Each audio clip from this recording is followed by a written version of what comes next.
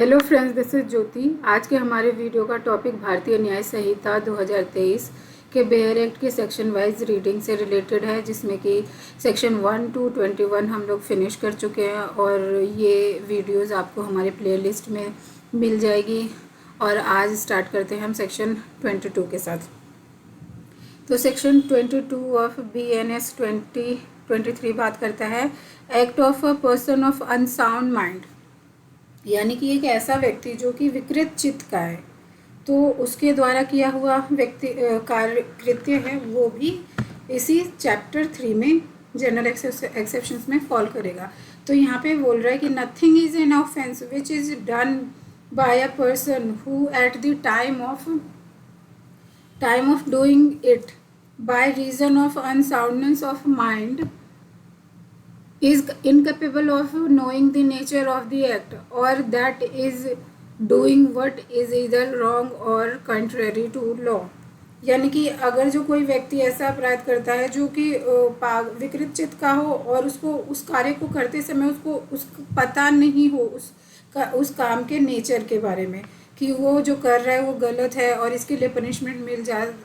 मिल सकती है और ये रॉन्ग है in the I of law, तो वो जनरल एक्सेप्शन में फॉल करेगा। और ये सेक्शन पहले जो इंडियन पिनल कोड में सेक्शन 84 था, तो अब सेक्शन 23 जो कि सेक्शन 85 था इंडियन पिनल कोड में, उसकी बात करते हैं हम। जो बात करता है act of a person incapable of judgement by reason of intoxication caused against his will, यानी ऐसे व्यक्ति का कार्य जो अपनी इच्छा के विरुद्ध करता है और उस जो या कर दिया या कराया गया हो और उसका नेचर उसको समझने में असमर्थ हो जिस टाइम उसने वो कार्य किया हो, तो मतलब किसी को कोई ड्रिंक दे के करवा दिया हो, मतलब वो कुछ समझने की पोजीशन में नहीं हो, लेकिन इसमें कोई थर्ड पर्सन भी इन्वॉल्व होना चाहिए जो कि उसको उस कंडीशन में पहुंचाया हो तभी। अदरवाइज अगर जो उसने खुद से वॉलंटरली वो किया है, मतलब वॉलंटरी आपने पहले कुछ पिया था, उसके बाद आप उस कंडीशन में नहीं थे, फिर आपने कुछ गलत किया है, तो वो एक्सेप्शन में फॉल नहीं करेगा। ये तभी फॉल करेगा एक्सेप्शन में जब अगर जो कोई थर्ड पर्सन आपको बिना बताए आपके ड्रिंक में या खाने में कुछ ऐसा कुछ दे दिया हो जिससे कि आप जिस टाइम आपने उस काम को किया उस टाइम आप इंटॉक्सिकेटेड सिचुएशन में थे। तो बोल रहा है nothing is an offence which is done by a person who at the time of doing it by reason of intoxication incapable of knowing the nature of the act, or that he is doing what is either wrong or contrary to law, provided that the that the thing which intoxicated him was administered to him without his knowledge or against his will। यानी कि वही बात कि अगर जो without इसकी knowledge उसको दी गई हो वो सब्सटेंस जिसकी वजह से वो इंटॉक्सिकेशन के सिचुएशन में आया और बिना उसके बिल के, यानी वो नहीं चाह रहा था, ज़बरदस्ती उसको पिलाया गया, तो या बिना उसको बताया उसके खाने में ड्रिंक में दे दिया हो, तब आएगा जनरल एक्सेप्शन में। उसके बाद सेक्शन 24 बात करता है offences requiring a particular intent or knowledge committed by one who is intoxicated। ये सेक्शन 86 था इंडियन पिनल कोड में। अब इसमें क्या बोल रहा है, इसमें बात कर रहा है कि in case where an act done is not an offence unless done with a particular knowledge of intent, a person who does the act in a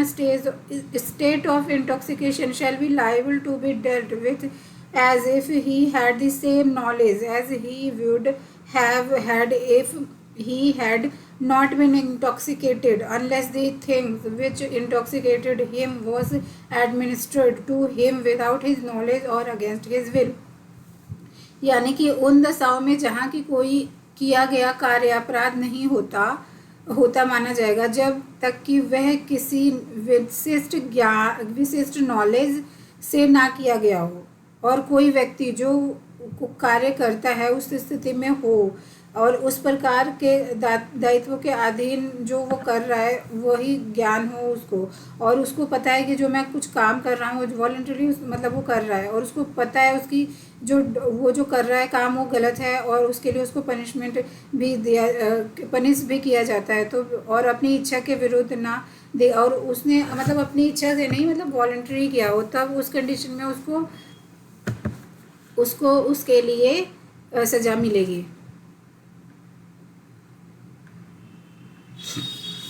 section 25 बात करता है act not intended and not knowledge to be likely to cause death or grievous hurt done by consent. यहाँ पे बोल रहा है कि यहाँ पे बात कर रहा है कि संपत्ति से किया सम्मति यानी कि मतलब सहमति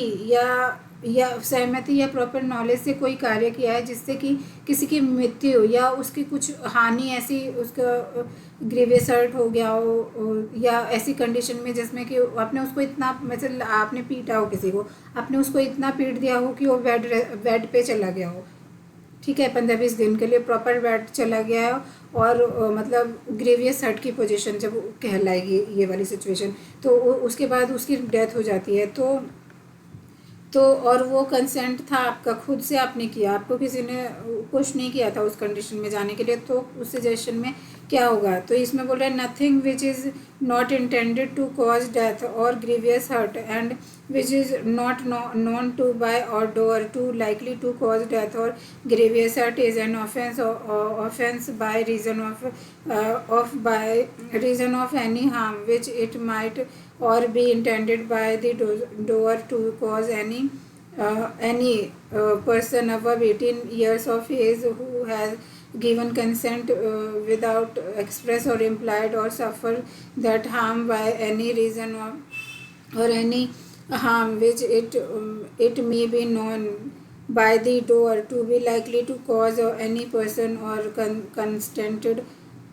to take the risk of that harm, यानी कि कोई बात जो कि मृत्यु या घोर मृत्यु कर सकती है किसी पर्सन का उस आशय से की गई हो, और जिसके बारे में जो करता है यानी जिसने की है उसको ज्ञात होगी इस कार्य को करने से उसकी वो मर भी सकता है और उसकी संभावना है कि वो मर सकता है। तो किसी ऐसे अपहानि कारण के कारण अपराध नहीं होगा यदि जो कोई व्यक्ति है जिसने खुद कंसेंट दी हो, 18 साल से अधिक का आयु का है, उसने खुद कंसेंट दिया हो किया हो उस सिचुएशन में पहुंचने के लिए, तो इसमें सहसम्मति माना जाएगा। और जो कारित होगा इससे जो कार्य जो मतलब इस एक्ट से जो उसको हार्ट ग्रीवियस हर्ट और मृत्यु के जोखिम तक पहुंचा है, तो उसमें उसको पर्सन को लाइबल नहीं ठहराया जाएगा। जैसे बॉक्सिंग्स वगैरह के होते हैं, कुछ बॉक्सिंग वगैरह किए जाते हैं, लाइक रेसलिंग वगैरह में ऐसे कंसेंट होती है, तो उस सिचुएशन में अगर जो किसी व्यक्ति को वैसा सिचुएशन में पहुंच जाता है जहाँ पे ग्रीवियस हर्ट की पोजीशन में जाके उसकी मृत्यु कारित हो सकती है, तो इस पोजीशन में बेसिकली उसको उस व्यक्ति को जिसने उसको उस पोजीशन में पहुंचाया है उसको लाइबल नहीं ठहराया जाएगा, क्योंकि यहाँ पे जो पर्सन था वो 18 साल से ज़्यादा था, उसकी कंसेंट मैटर करेगी, और वो मतलब उसने खुद से कॉन्ट्रैक्ट या कंसेंट से आपको खुद को उस सिचुएशन में कैरिड फॉरवर्ड किया था, तो फिर यहाँ पे वो लाइबल नहीं होगा जिसने उसको उस कंडीशन में पहुँचाया हो, जनरल एक्सेप्शन में फॉल कर जाएगा। जैसे कि यहाँ पे है इलिस्ट्रेशन भी वही कह रहा है कि जहाँ पे ए और बी ने एग्रीड किया कि लड़ाई करने के लिए, और फिर उस इम्प्लाइड कंसेंट था, कंसेंट चाहे इम्प्लाइड हो सकता है और नॉर्मली कंसेंट भी हो सकती है, तो एक्सप्रेस भी हो सकता है, इम्प्लाइड भी होता है, और उसमें फिर उसको चोट लगी, तो यहाँ पे जेड जो है यहाँ पे ऑफेंस कमिट नहीं करा है किसी भी तरीके का ए के साथ, क्योंकि यहाँ पे ए और जेड दोनों ने एक दूसरे के साथ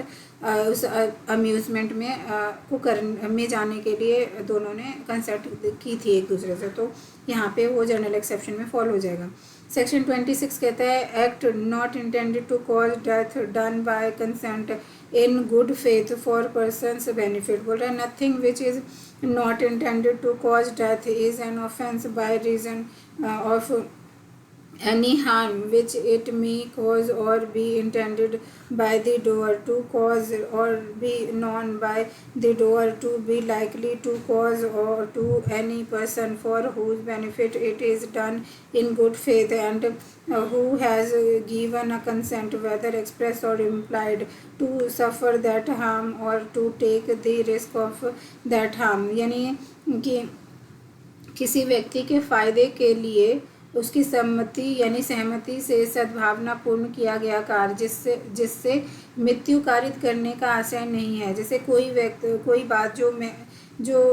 कोई बात या कोई कार्य जिससे किसी व्यक्ति की मृत्यु हो सकती है लाइक और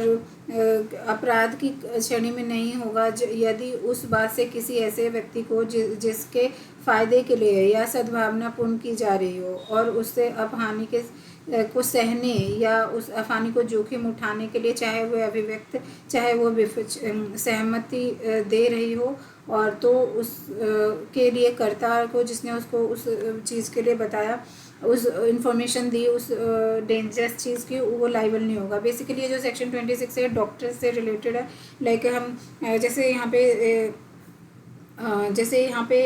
इलिस्ट्रेशन भी दिया हुआ है कि a surgeon knowing that the particular operation is likely to cause the death of Z यानी यहाँ पे ए जो सर्जन था उसको पता था कि जो वो ऑपरेशन करने जा रहा है उससे जेड की डेथ भी हो सकती है who suffer under the painful complaint but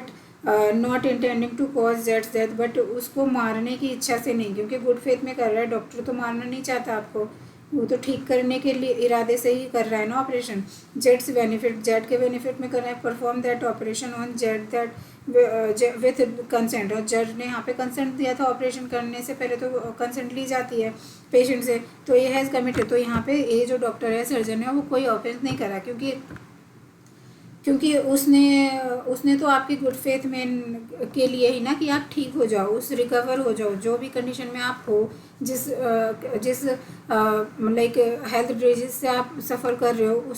उससे आप आउट का मतलब उसको क्योर कर पाओ, उसके लिए तो उसने ऑपरेशन किया था। लेकिन अगर जो ऑपरेशन सक्सेसफुल नहीं हुआ तो ये कोई ऑफेंस के कैटेगरी में फॉल नहीं होगा।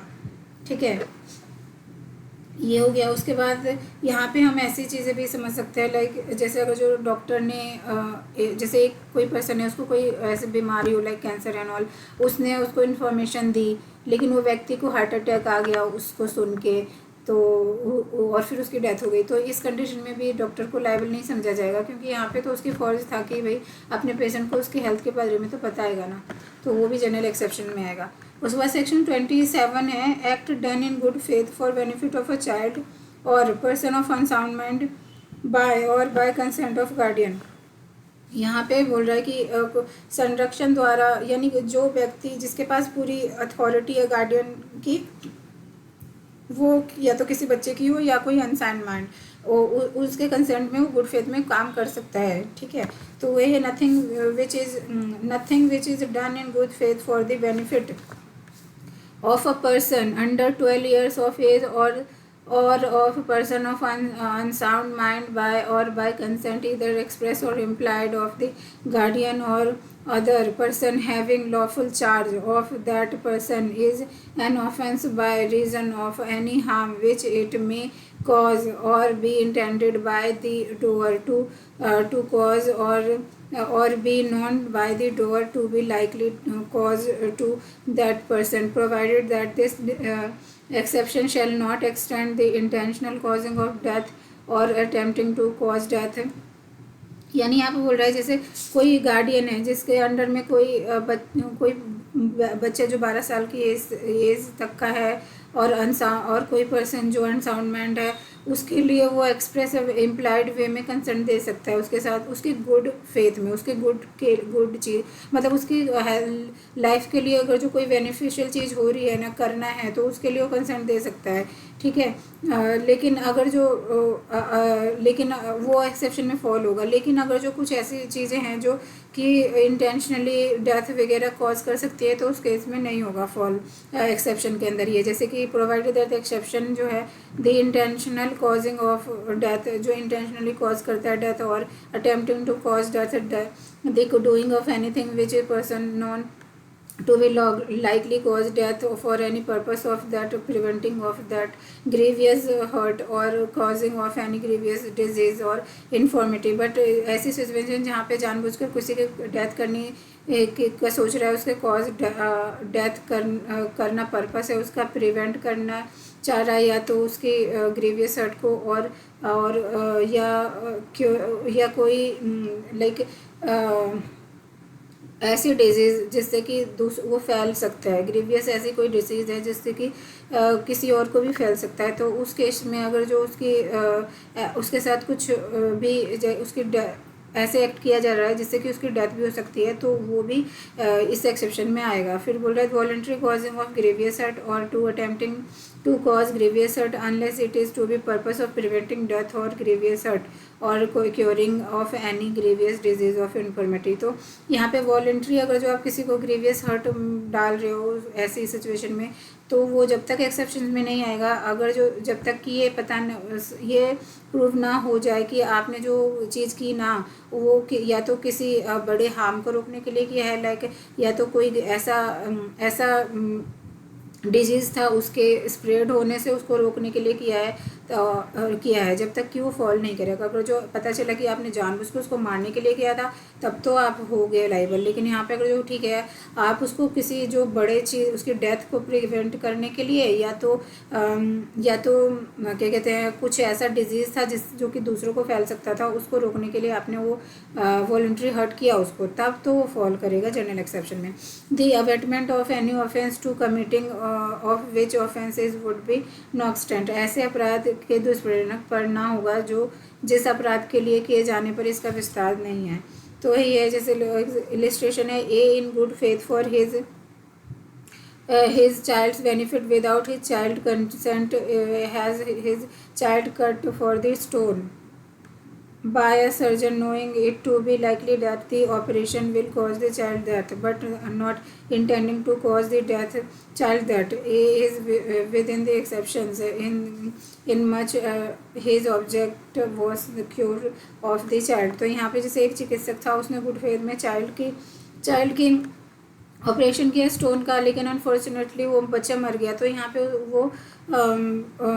जो डॉक्टर है, वो सर्जन है, वो एक्सेप्शन में आ जाएगा। वो ऑफेंस नहीं किया यहाँ पे क्योंकि उसने तो उसका ऑपरेशन किया था ताकि उसका स्टोन क्योर हो जाए, उसकी जो बीमारी है वो ख़त्म हो जाए। तो यहाँ पे अनफॉर्चुनेटली वो ऑपरेशन मतलब सक्सेसफुल नहीं हो पाया, उसकी डेथ हो गई। तो वो यहाँ पे कोई भी फॉल नहीं करेगा किसी भी तरीके के क्राइम के अंदर और ऑफेंस के अंदर। सो ये था आज का हमारा वीडियो, जिसमें हमने सेक्शन 22 से लेके सेक्शन 27 तक कंप्लीट किया, और नेक्स्ट टाइम मिलते हैं इसके सेक्शन नंबर 28 के सेक्शन में। Thank you so much for watching.